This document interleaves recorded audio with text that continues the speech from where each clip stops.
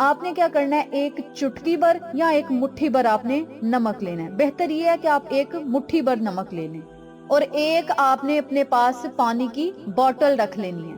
11 مرتبہ آپ نے درود ابراہیمی پڑھنا ہے۔ درود ابراہیمی پڑھنے کے بعد 7 مرتبہ سورت فاتحہ بما بسم اللہ کے پڑھنی ہے۔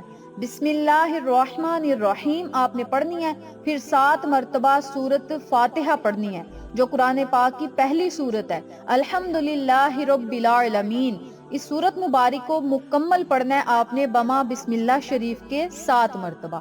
جب 7 مرتبہ سورت فاتحہ پڑھ لیں تو پھر 7 مرتبہ ہی سورت اخلاص پڑھنی ہے، اور سورت اخلاص کو بھی آپ نے بما بسم اللہ شریف کے پڑھنا ہے۔ پھر 7 مرتبہ بما بسم اللہ شریف کی سورت الکوثر پڑھنی ہے۔